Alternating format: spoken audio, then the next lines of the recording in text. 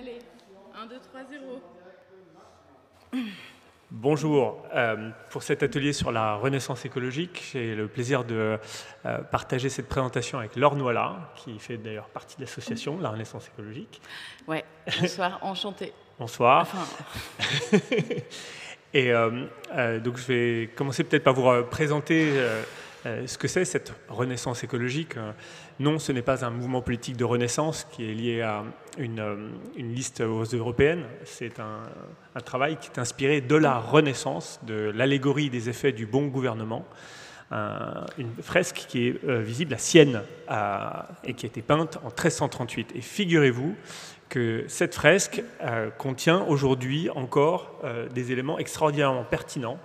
Et ce tirage que vous voyez derrière, c'est maintenant la transposition d'une fresque de la Renaissance qui nous montre qu'aujourd'hui, avec une image, on arrive à résumer bien les chantiers de la transition qu'on est tous en train ici d'entreprendre. il y en a même 24, si j'ai bien lu ton livre. Oui, il y en a 24. Est-ce que tu peux nous raconter un peu plus longuement ce que c'est vraiment que cette allégorie du bon et du mauvais gouvernement? Oui. Parce qu'on arrive à Sienne, dans la grande maison... Palazzo Pubblico. Voilà, donc ce qu'on appellerait une mairie Oui. communément chez nous. Et on arrive et à gauche et à droite, c'est vraiment là. Donc est-ce que tu peux nous raconter vraiment ce que ça t'a fait comme illumination? Illumination. Alors, c'est en effet intéressant. C'est un bâtiment public qui est le siège du gouvernement à Sienne. Et à l'époque, le gouvernement ne communique pas par le texte. Il a besoin de s'adresser à un public qui ne sait pas lire. Donc, il a choisi d'exprimer sa vision politique avec donc 2 fresques. 3, en fait. L'allégorie des effets du mauvais gouvernement, qui fait face à l'allégorie des effets du bon gouvernement, et au milieu, le gouvernement. Quand on se trouve spectateur dans cette salle, on est confronté à 2 visions du monde qui s'opposent. Et c'est finalement ce qu'on vit aujourd'hui. C'est lumineux, c'est pertinent. C'est exactement ce qu'on vit aujourd'hui. Il y a un monde d'un côté qui s'effondre, avec la guerre, avec l'étalement urbain, avec la violence faite aux femmes, avec la pédophilie, avec le tyran qui accapare les richesses pour lui-même et qui est entouré des mauvaises vertus. Il a même la tête d'un certain bonhomme qui cherche à être réélu aux États-Unis en ce moment. Il est entouré de la fraude, de la division, de la luxure. Et on voit la campagne qui est l'exemple même de l'effondrement de la biodiversité. Les récoltes sont à l'abandon, les forêts sont en feu. Donc on vit exactement la situation qui était peinte pour nous en 1338 du côté de l'effondrement, de la destruction, des effets du mauvais gouvernement. Et en même temps, quand on se détourne de l'autre côté, sur l'autre mur, eh bien on voit un monde résilient, un monde où ça se passe bien. Et on voit l'exacte composition, mais interprétée dans une façon où les choses se passent bien. Le monde ne s'est pas effondré en face. Est-ce qu'on sait exactement à quel moment les bonnes décisions sont prises et les mauvaises sont prises? Parce que je trouve que c'est vachement intéressant de juger l'histoire après coup, alors qu'en fait, on ne sait pas trop quels vont être les effets en fonction des effets géopolitiques, des contextes. Quand est-ce qu'on sait qu'on prend les bonnes décisions?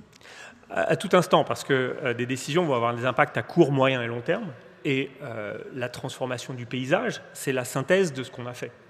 C'est finalement le résultat de toutes ces décisions. Oui, mais quand on décide de remembrer et de faire, de valider finalement l'exode rural, etc., ça veut dire qu'on est d'accord avec cette décision politique à ce moment-là.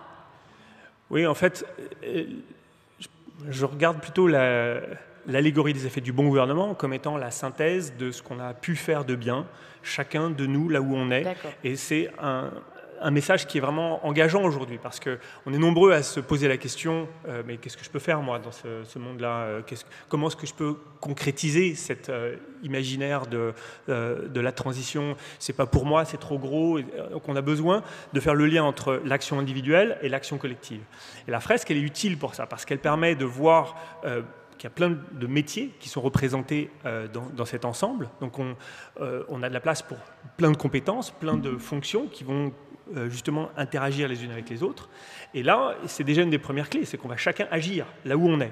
Ensuite, on voit qu'il y a des choses qui sont immédiates à notre main et qui relèvent vraiment de la décision individuelle. Quand on choisit notre alimentation, quand on choisit nos loisirs, la façon dont on se déplace, c'est des décisions qui relèvent principalement de notre libre arbitre. Puis il y a des choses qui ne dépendent pas de nous individuellement, mais de notre ensemble, de notre collectif. C'est là où on est dans le registre de l'organisation du territoire, l'aménagement de la ville, les modèles économiques des activités. Et là, on a besoin d'une mobilisation partagée. Et là, dans la fresque, on peut faire cet équilibre. Où je me situe, comment nous, on se retrouve. Ce qui m'a super plu dans la fresque de la Renaissance écologique, c'était pas tant la spatialisation au départ, encore qu'on en parlera plus tard, c'était cette façon que tu avais de dire, en gros, 2050, on doit réduire de temps nos émissions de CO2. Donc, on va faire un rétroplanning. Le rétroplanning est simple, est à découper en municipal, on va dire, en section de 6 ans. Ouais. Et voilà, on y est, 2020, 2026, 2021, et 2032, chaque année, 2038, 2044 et 2050. Voilà. Tu connais ta table des +6 par cœur, c'est génial. Mais n'empêche que ce qui était super, c'était ce côté rétro-planning, un objectif, on ne le lâche pas, et on y va, et on y va, on y va. Comment ça se passe pour les élus auxquels tu parles de ça, et comment ça se passe techniquement pour vraiment se dire... quand est-ce qu'on valide les moins... Combien de pourcents entre 2020 et 2026, on doit baisser de combien? Alors, ça, c'est grosso modo 25%, voilà. Parce qu'on doit être à moins 50 en 2030, donc faisons moins 25 en 2026. Donc, moins 25 en 6 ans. Comment est-ce que tu leur dis, ça va être comme ça, et comment est-ce qu'ils t'écoutent de ça? Alors, on a un chemin à construire, parce que quand on voit des seuils aussi élevés, la première réaction, c'est de dire c'est trop gros, c'est trop fort, je ne vais pas pouvoir y arriver, et on n'a jamais pu le faire historiquement, et je ne vois pas comment on peut y arriver cette fois-ci. Donc on a besoin de faire le lien entre des premières actions, et je souligne premières actions, pas petites actions, mais premières actions qui sont en notre main, qu'on peut réaliser dans les 12 mois qui viennent. Et à l'échelle d'un mandat municipal, c'est critique, parce que là, on a des équipes qui viennent de prendre leur fonction. Et il est important que dans l'année, dans les 12 mois qui mènent donc à l'été de 2021, il se soit passé des choses. On ne doit pas attendre la livraison du rond-point, de l'établissement qu'on aura conçu avec des architectes, on aura fait un appel d'offres, etc. Ça va arriver à la fin du mandat. On ne peut pas démarrer la réduction des émissions à la fin du mandat. Il faut qu'on démarre dès maintenant. Et ça, on peut agir sur des usages. Dans la première année, on agit sur les usages. C'est notre alimentation, c'est la façon dont on va pouvoir mutualiser des équipements, on va pouvoir remplir plus de voitures. C'est-à-dire, à défaut d'avoir des bonnes voitures, on va avoir moins de voitures en circulation parce qu'on va avoir plus de gens dans chaque voiture, c'est l'effondrement. Et donc, il y a des choses qu'on peut faire dans le registre des usages de la première année. Tu parles des projets petits pas. Premier pas. Les projets premiers pas, les 3 P. Ouais, c'est pas les PPP, c'est pas pourquoi pas Piolle. c'est pas le même, mais c'est 3 P. C'est 3 P. Donc on a cette capacité à passer à l'acte avec des choses très simples. Concrètes. Ouais, enfin moi, en tant que personne énervée qui attend qu'on fasse moins 25%, je te laisse pas 6 ans pour faire des premiers petits pas. Non. Quand est-ce qu'on monte en gamme ? Le fait d'avoir enclenché dans la première année des changements d'usage, ça nous laisse le temps de déposer des projets de financement, des budgets, de constituer des équipes, de créer des entreprises, d'aménager des locaux. Et au bout de la première année, les usages qui ont fait comprendre ce qu'on cherche à faire nous permettent de réussir ce qu'on a préparé dans la première année. Donc on passe à autre chose. Concrètement, la première année... Un petit truc qui emmène vers le gros truc. Concrètement, la première année, je fais un marché de producteurs. La deuxième année, je fais une légumerie. Donc une légumerie, c'est là où je vais transformer les excédents qui viennent des champs que j'ai amendés parce que j'ai pu mobiliser plus de gens pour travailler sur les terres à proximité. Toi, à Joigny, tu as 4 hectares. Et ben, ces 4 hectares, dans un an, ils alimentent ta légumerie. Mais j'adorerais qu'on inverse le rôle, tu vois, et que toi, tu me poses plein de questions parce que moi, j'ai plein de problèmes. J'ai plein de problèmes à mettre en place la fresque de la Renaissance écologique. Qui est là? Peut-être vous la voyez, peut-être vous la voyez pas. Peut-être on pourrait se balader dedans pour voir les premiers petits pas. Tu vois, c'est quand même là, c'est la première année, tu as à nous dire. La première année, c'est ça. Oui. Donc alors c'est quoi ça? C'est bonjour, je vais faire un marché de producteurs. moi, à Joigny, faire un marché de producteurs, il y a déjà une AMAP, il y a déjà des gens qui sont autour, il y a plein de vignes, de méchants agriculteurs avec qui on ne peut plus parler, tellement on est des ayatollahs. Et donc, du coup, on se retrouve comme des cons, mais en même temps, on essaie d'avancer. Raconte-moi comment on peut faire, parce que ça a l'air facile techniquement, mais alors, franchement, dès que tu es dans un territoire, c'est complexe. Oui. Alors, on prend le micro, oui. Alors, mais les micros vont venir avec nous. Voilà. C'est non, ça non, je pense qu'il faut rester là. Ah, mais on peut voir ici la clé. Pardon, on n'avait pas prévu du tout. On est en impro total. Merci d'être tolérant. C'est une impro. Donc, pour répondre à ta question, on a besoin d'être plus nombreux. C'est ce que tu disais tout à l'heure. Donc, pour être plus nombreux, on va commencer par faire la fête. Ça, c'est... Il y a toujours du monde. Il y a toujours du monde. Et quand on fait la fête, quand on fait un événement, on met en scène des pratiques, on met en scène des usages. Ici, par défaut, il y a tout un tas de choses qui ont été prévues pour que la forme soit cohérente avec le fond. Donc ici, on vient avant tout rencontrer des amis, des voisins, on vient écouter des enfants qui font de la musique, on vient goûter les récoltes, etc. Machin. Bon, ben ça, c'est le début. Et puis, une fête, on peut lui donner un nom, on peut lui donner une récurrence. On n'est pas obligé de la faire tous les ans, on peut la faire tous les mois, toutes les semaines. Et d'ailleurs, c'est ce qui a marché avec le marché de Mansbach en Alsace. En Alsace, ils ont réussi à lancer leur marché bio parce qu'ils ont tenu au même moment un concert de musiciens et un marché de producteurs. Donc, on avait deux bonnes raisons de venir. Je viens écouter de la musique, eh bien, il se trouve que je peux faire mes courses. Ça va ensemble. Donc, c'est parce qu'on va croiser les deux. À Grande-Synthe, quand on avait parlé de ça, Damien Carême, il avait un programme d'un côté sur les marchés de producteurs, de l'autre sur la pratique du vélo. On se dit, la prochaine étape, c'est le marché de producteurs. On l'accueille avec des producteurs qui viennent au triporteur et on fait la fête du vélo autour du marché de producteurs. Donc on croise les sujets, on ne s'isole pas. Non, tu peux rester là-bas parce que moi je vais te poser les questions et c'est toi qui vas répondre. Alors d'accord, première année, entre la fête, le marché de producteurs, des choses assez fluides finalement, assez appréhensibles vu qu'on est tous déjà dedans.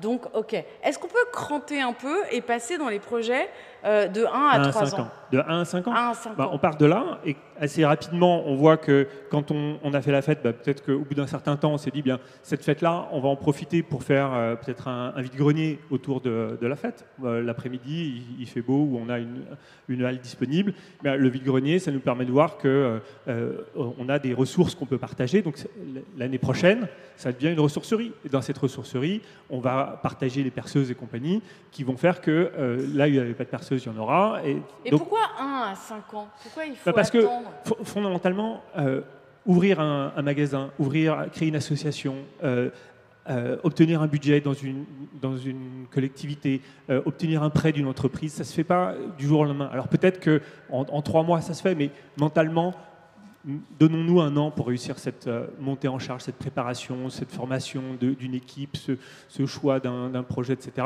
Donnons-nous le temps d'y arriver.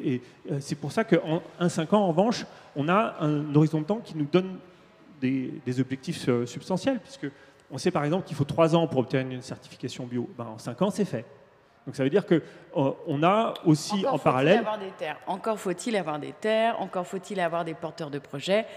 Quand on inversera les rôles, je te raconterai vraiment ma fresque vis-à-vis de Joigny et des impossibilités techniques de certaines choses. En même temps, cette fresque, elle sert aussi à nous donner des nouveaux ingrédients. De dire, j'ai des terres, mais j'ai des projets, mais j'ai des envies, mais j'ai pas de terre. Donc peut-être que j'ai besoin de travailler avec des financeurs. Et aujourd'hui, il y a des obligations de performance environnementale qui peuvent nous aider à associer soit des ONG, soit des collectivités, soit des entreprises pour les objectifs de création de biodiversité, de stockage du carbone et d'évolution de la conduite des sols. On peut l'organiser à plusieurs. Ici, on a une série d'ingrédients, on peut piocher. On peut être chacun, finalement, un chef avec ses ingrédients, son piano de cuisine, et on pioche et on assemble en fonction de son territoire, de ses forces, de ses faiblesses. Peut-être que j'ai besoin d'une formation, et en fonction du territoire, c'est plus une formation professionnelle ou alors une formation pratique, ou alors une formation théorique. Bernard Stiegler, rendant lui hommage, quand il est arrivé dans le Cher, il n'a pas attendu qu'on construise une université. Il a ouvert quelques chambres d'hôtes pour accueillir des doctorants et son école doctorale de philosophie, ça s'est monté en un rien de temps. Mais ensuite, le doctorant, il lui a bien fallu 5 ans pour y arriver. Donc c'est pour ça qu'ici, on est dans le registre 1-5 ans. Obtenir un diplôme, ça se fait en 5 ans. Ouvrir et créer un petit commerce, une PME, ça se fait en moins de 5 ans. Créer un réseau de bus, ça se fait en moins de 5 ans. Changer de maire, ça se fait en moins de 5 ans. L'enthousiasme se fait en 30 secondes. L'enthousiasme se communique en 30 secondes ou en 2 minutes. C'est exactement ce que tu fais, c'est génial. On ne va pas tout de suite monter dans les projets 5-10 ans parce que tout de suite, ils sont incarcérés dans du politique, dans de l'institutionnel avec des échéances et des budgets. Donc, moi, est-ce que je peux raconter Joigny, tu vois? C'est parfait. Je suis tombée amoureuse de la fresque de la Renaissance écologique il y a quelques mois de ça. Et je me suis dit, mais c'est Joigny, c'est ma ville. C'est là où je vis. C'est-à-dire que là, il y a les vignerons. Bon, on n'a pas le port de Marseille à Joigny, c'est évident. On a les vignerons, on a la mairie, bien sûr, très volontaire, surtout depuis le mois de mars. Et puis là, la fête, bon, ben, ça, on sait faire. Les marchés de producteurs, la MAP, on pensait qu'on avait à peu près déjà, tu vois, le truc. Et puis à un moment donné, on a voulu encastrer quelque chose. C'est-à-dire la première année, je crois qu'on est bon. La première année, faire la fête.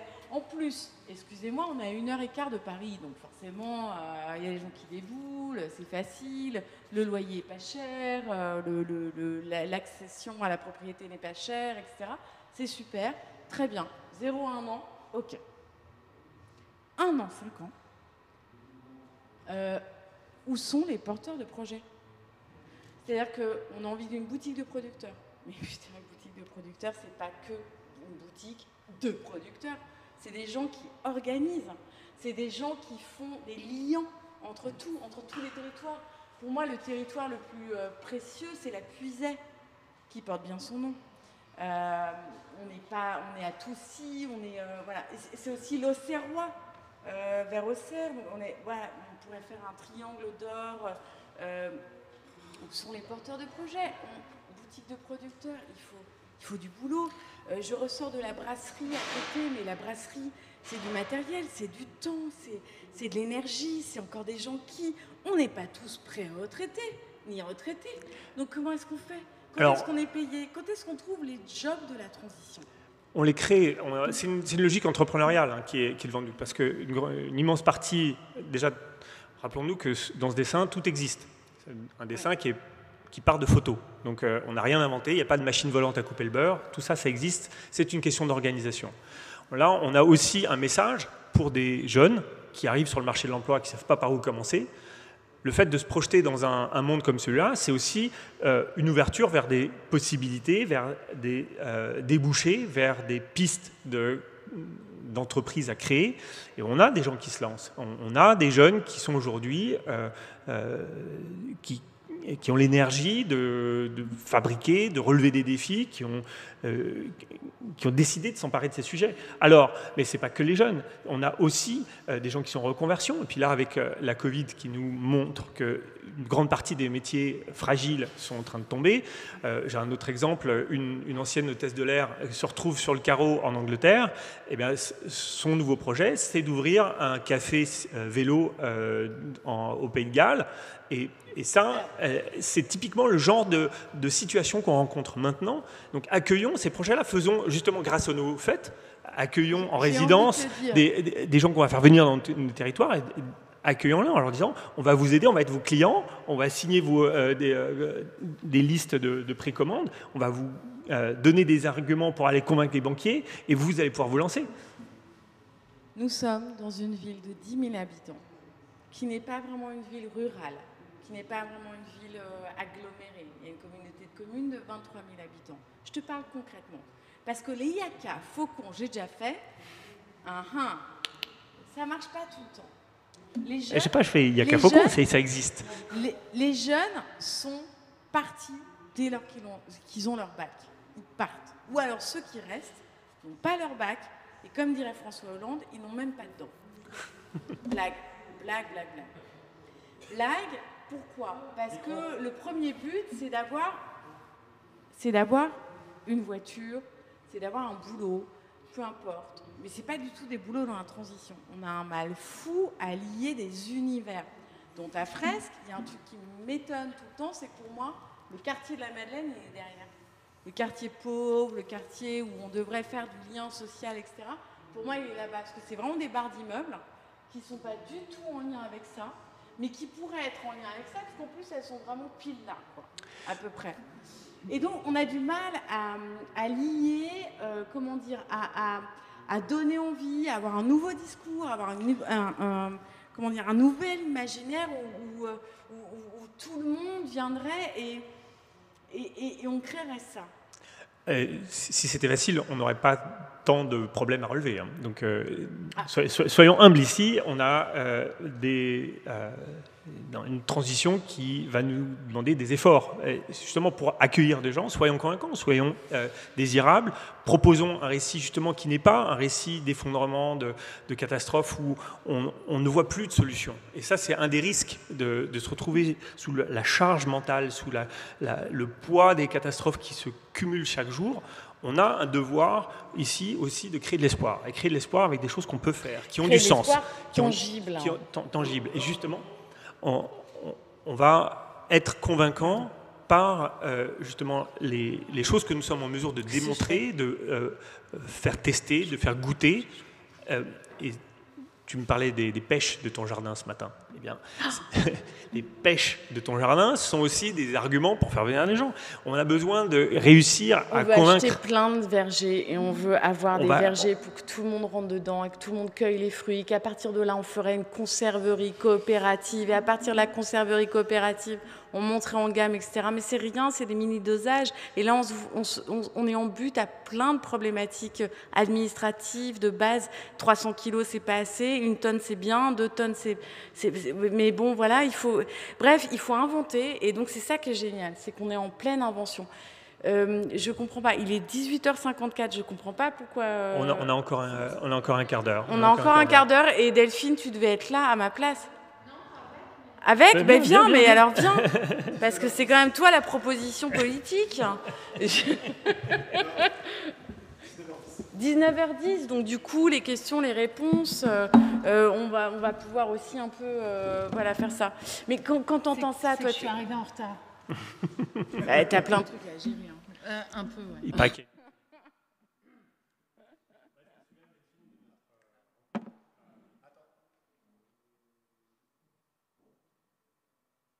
On est vraiment avec les gens qui nous regardent et on les embrasse parce que c'est un peu le bordel.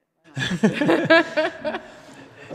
Delphine, je te remercie de rejoindre notre conversation. Est-ce que toi, tu es allée à Sienne, tu as vu cette fresque? Ouais. Tu m'avais raconté ça quand je t'avais présenté la fresque à l'Assemblée. J'ai dû m'asseoir un peu longuement devant pour la regarder. Ouais. D'ailleurs, on ne peut pas s'asseoir, donc je l'ai regardée comme ça. Je suis obligée de passer. Et une grande partie du sujet dont on avait parlé, c'est comment est-ce qu'on arrive à créer de l'espoir, comment est-ce qu'on arrive à représenter un projet et à le faire comprendre. Une grande partie des difficultés qu'on rencontre, c'est que les gens ne comprennent pas le projet de transition, de renaissance écologique. Est-ce que cette image peut aider et comment est-ce que toi tu vois cette image pouvoir être utilisée pour répondre aux défis que tu as identifiés? Alors d'abord, je crois que cette vision est quand même de plus en plus partagée. Et donc ces idées ou cette inspiration, elle progresse, même si elle n'est pas dessinée. Donc je ne sais pas comment dire ça, donc c'est l'intérêt de la fresque, c'est-à-dire que elle est comme si elle était en filigrane, comme si elle était imprécise, comme si, voilà, intuitive, on sait qu'on veut de la résilience alimentaire, on sait qu'on veut de l'emploi local, on sait qu'on veut en fait moins se déplacer, on sait qu'on aspire à ralentir, mais sans qu'il y ait forcément un schéma d'organisation précis. Et donc en fait, je voulais rebondir sur ce que disait Laure sur où sont les porteurs de projets. Parce que, en termes de politique publique, moi, au bout de plus de 10 ans d'expérience de député de terrain, vraiment, ma conviction profonde, c'est qu'être élu, en fait, c'est juste permettre aux gens qui veulent faire de faire. C'est pas faire à leur place. C'est pas se substituer à eux. Et donc, en fait, j'avais envie, je ne sais pas si je peux me lever. Bah, vas-y. Moi, sur la fresque, en fait, je vois la commune de Melle, là où j'habite. Donc, en fait, à Melle, c'est d'abord une commune qui a une histoire parce qu'en fait, dès la fin des années 70, elle a eu un maire qui était charcutier de son état, mais qui était passionné de botanique, qui a racheté pour 1 franc la voie ferrée et qui l'a transformée en arboretum. Et donc, Melle a été primée. Il y a eu le prix de l'arbre, le prix des écovilles, des éco-citoyens, etc. Avec quelque chose qui était visionnaire, en fait, à l'époque. Et en fait, ce qu'il a fait, lui, Jean Belot, je veux lui rendre hommage, ça a laissé une trace, en fait, ça a profondément inspiré. Alors, on pourrait revenir sur l'identité du territoire, pourquoi ça se passe à cet endroit-là, etc. Et vous avez, il y a plus de 10 ans maintenant, des jeunes qui reprennent un café, qui était le café du village, qui le transforment en lieu culturel, où on peut en même temps manger le midi, mais où en même temps, il y a toujours les anciens qui viennent jouer à la belote, donc en faisant, en quelque sorte, le quartier général de la commune. Bon. Et puis, là-dessus, il y a 10 ans, il y a Fabrice qui crée l'épicerie fermière. Et donc, il crée une épicerie. Au point de départ, même pour acheter du sel, enfin, il fallait aller au supermarché. Il n'y avait plus de commerce de proximité. Et donc, il commence à faire les paniers avec les producteurs locaux, la photo des producteurs locaux, le nombre de kilomètres de chaque produit qui est vendu à l'épicerie sur une logique bio et locale. L'épicerie cartonne. Bon, maintenant, il a dû déménager pour s'agrandir, et là, il va encore s'agrandir. Et en fait, ensuite, il y a une librairie qui s'est installée. Donc, on a une librairie indépendante qui était au point de départ, une librairie indépendante qui s'est créée pour les enfants. Ça a marché, et puis les adultes ont dit, non, mais est-ce qu'on pourrait aussi avoir des bouquins pour les adultes? Donc, il a fallu Et donc, on a en fait toute une sorte d'écosystème qui s'est créé. Et ce qui est intéressant, c'est de voir ce qui s'est passé pendant le Covid.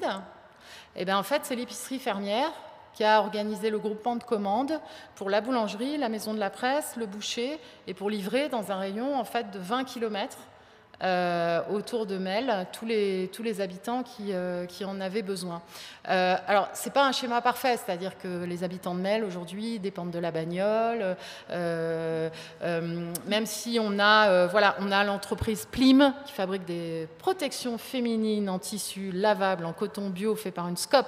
C'est ça Tu les as à la main? Non, ça, c'est qu'ils se sont mis à faire des masques.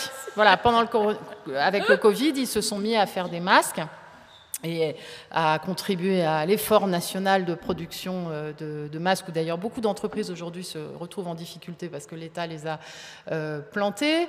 On a de l'industrie de la chimie avec un site Céveso 3, mais en fait, par cette plateforme industrielle, il y a des installations sur lesquelles est en train de s'installer Exinov, qui fait de l'extraction de CBD à partir des graines de chanvre, parce que dans le secteur, on plante du chanvre pour pouvoir isoler les maisons, mais on voudrait bien utiliser l'ensemble de la plante de chanvre.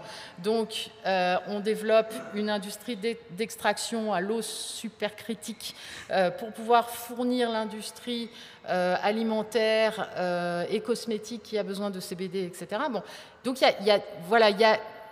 il y a une logique, ce que je voulais exprimer, c'est qu'il y a une logique d'effet boule de neige, en fait. Ouais, et là, c'est dans le temps long. C'est dans le temps long, très, très long. Mais c'est sans schéma. Qu'est-ce qu'on fait maintenant? C'est sans schéma préconçu. Ben maintenant, ce qui vient de se passer... Qu'est-ce qu'on fait maintenant pour aller plus vite? Ce qui vient de se passer à Melle, c'est où il y a aussi un énorme Fab Lab qui est... venez tous vous installer à Melle. Hein. Oui, à Joigny d'abord, parce que nous, on n'a pas de porteur de projet. Donc Amel vient de gagner une liste éco-citoyenne qui est conduite par un maire qui est lui-même issu de la vie associative et de l'éducation populaire, un peu comme Léonore Monconduit à Poitiers, dans une logique à la fois de continuité et d'amplification de l'action qui était déjà menée par la municipalité. Et en fait, on a aussi une commune dans laquelle il y a une vie d'éducation populaire, culturelle et sociale assez forte. Donc, ce n'est pas un monde idéal. Ce que je voulais souligner, c'est en fait l'importance d'une espèce de logique d'entraide implicite entre toute une série d'acteurs locaux Et en fait, voilà, cette logique d'un projet en entraîne un autre, fait apparaître un nouveau besoin. C'est la construction de l'écosystème. Oui, mais qui est assez empirique, voilà, qui part pas d'un schéma et d'un schéma dirigiste. D'un schéma dirigiste, voilà. En même temps, le dirigisme, il vient de ce à quoi on doit faire face. Enfin, je veux dire, il y a un moment donné, on est un peu obligé de plier par rapport aux objectifs. Mais ce qui me plaît dans la conversation, c'est que là, on vient d'interpréter le même dessin pour 2 territoires. Ah, mais Mel c'est dingue. et Joigny. Non, c'est Joigny. Voilà. Non, c'est Mel. Moi, je reviens d'Amplepuis, ça marche aussi pour Amplepuis. Et puis, je reconnais Victoire, avec qui on avait parlé de Lyon, et ça marche aussi pour Lyon. Et il se trouve que ça fait 1 an que j'ai eu l'occasion de faire pas mal de conférences autour de ça, et ça marche à Concarneau, ça marche à Port-Joinville, à l'Île-Dieu, ça marche à Grande-Sainte, ça marche à Antony, on était à Mulhouse, à Strasbourg, à Grenoble. Donc, il y a un lien entre ces territoires. Et il me semble qu'on a là aussi une des clés pour franchir des paliers, c'est que si on est nombreux à avoir une feuille de route finalement partagée, qu'on peut exécuter de manière simultanée, ben on va être aussi suffisamment nombreux d'un point de vue économique, parce qu'on va faire émerger des filières où les circuits courts, c'est pas seulement une petite épicerie, mais c'est des centaines d'épiceries vrac. Il y a 500 projets d'épiceries vrac qui rejoignent le réseau vrac chaque année. C'est aussi une façon de leur donner de la visibilité, de créer peut-être des correspondances entre des territoires qui se représentent leur avenir avec ce même schéma, et puis qui ont des polarités. Tous les territoires ne sont pas les mêmes, on n'a pas les mêmes difficultés, les mêmes atouts, mais on peut se compléter, on peut partager des retours d'expérience. Justement, tu posais des questions sur comment on fait pour relever certains défis. Delphine apporte des réponses en disant... Non, elle apporte des réponses dans son territoire. Voilà comment elle, dans son territoire... Et la question que nous, on a aujourd'hui, c'est quand est-ce qu'on monte en force. Enfin, je veux dire, théoriquement, t'as beau laisser cette fresque dans dans l'hôtel de ville, t'as beau faire plein de fêtes de 0 à 1 an, il n'y a pas de... Enfin, les fêtes, c'est cool, hein, mais il n'y a pas de porteur de projet qui crante, alors qu'on a un contrat plan État-région là, qui arrive, et que 2021-2027, ça va être absolument génial pour se cranter là-dessus. Mais il faut des gens, il faut des énergies, il faut... Ok, le politique doit aider les gens à faire et pas faire à la place, mais quand tu n'as personne qui surgit... T'as envie de tout faire et tu dis mais non, on va pas laisser passer ce truc-là. Comment on fait, je pense que là, on a une route. Enfin voilà. On a une chance formidable entre guillemets avec la Covid, c'est que les gens cherchent d'autres destinations et d'autres formes de loisirs. Eh bien, la grande bifurcation. La grande bifurcation. Donc, ce tourisme durable responsable, c'est aussi d'accueillir en résidence des gens qui vont faire l'expérience de tel ou tel projet qu'on va bricoler peut-être dans un premier temps, mais sur les 50, 100, 1000 personnes qui viendront en loisir dans une logique de tourisme, faire l'expérience d'une transformation de territoire, eh bien, il y en a peut-être certains d'entre eux qui diront finalement ce projet me plaît, je m'implante. Je confirme, sur le week-end de taille du Verger, il y avait 3 personnes qui n'étaient pas du Jovinien. Elles venaient de Paris, elles venaient passer un week-end. Nous, on avait organisé on avait tout un festival d'accueil des nouveaux qui viennent s'installer en fait en milieu rural. Et on a un centre qui s'appelle l'AFIPAR qui soutient justement fait non pas du coaching, mais vraiment de l'accompagnement de projets dans ce domaine. Donc ça, c'est important. Non, par rapport à ce que dit Laure, moi, il y a une dimension qui me paraît extrêmement importante, c'est qu'en fait, un peu chacun dans son coin aujourd'hui cherche à réinventer le fil à couper le beurre. Donc tu parlais de conserverie, moi j'avais suivi la création d'une, donc j'ai connu ces difficultés. Donc en fait, il y a vraiment une question aujourd'hui qui est... celle plutôt de l'échange entre toutes les fresques, en fait. Ouais, c'est ça. Et de partage d'expérience. Donc, pas de reproduire la même chose, mais de partage d'expérience et de récits pour faire des gains, parce qu'on est dans une situation d'urgence absolue, et donc pour faire des gains de temps spectaculaires, en fait. Chacun doit réinventer. On ne peut pas plaquer les solutions. Absolument. Chacun doit réinventer, mais en même temps... Et moi, je passe mon temps, même à la seule échelle des Deux-Sèvres, ou même entre les nouveaux élus là, à leur dire, tu sais, un tel, il a fait comme ça. Tu sais que lui, il a créé... C'est une religieuse. Voilà. En fait, je passe mon temps à passer des numéros de téléphone aux uns et aux autres, en fait, et on n'a pas vraiment encore d'endroit pour l'instant aujourd'hui, ou alors il y a différents réseaux, mais on n'a pas une sorte de système qui permet de partager toutes ces expériences. D'accord. Juste pour préciser, dans cette logique-là, on a ouvert sur le site Renaissance écologique, renaissanceécologique.fr, une section qui s'adresse aux éco-délégués, donc les 250 000 éco-délégués. On a publié un kit pédagogique en invitant chaque élève ou chaque enseignant qui voudrait lancer un projet inspiré de ça à partager une expérience sur le même site. Et la version numérique de la fresque, on peut l'enrichir de pastilles. Et à un même endroit, on peut dire ça c'est la pastille de Mel, ça c'est la pastille de Joannis, ça c'est les pastilles ailleurs. En tout cas, moi, il paraît qu'on n'a pas le temps pour poser les questions dans le public machin. Je vais me poser une autre question. C'est en fait, je vais lancer une annonce publiquement. On a besoin d'un pico-brasseur, de quelqu'un qui voudrait ouvrir la boutique de producteurs. On a besoin de quelqu'un qui pourrait faire la reliance sur le territoire entre la Puiselle, l'Auxerrois et le Jovinien. On a besoin de plein de personnes. Première année, vous n'êtes pas payé, démerdez-vous. Deuxième année, on trouvera des subventions. Donc voilà, rejoignez-nous.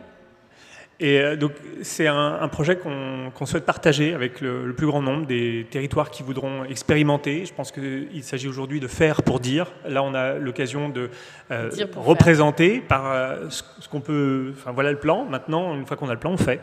Et le fait de faire, ça va nous aider à convaincre. Et en convainquant, on va être plus nombreux, on va y arriver.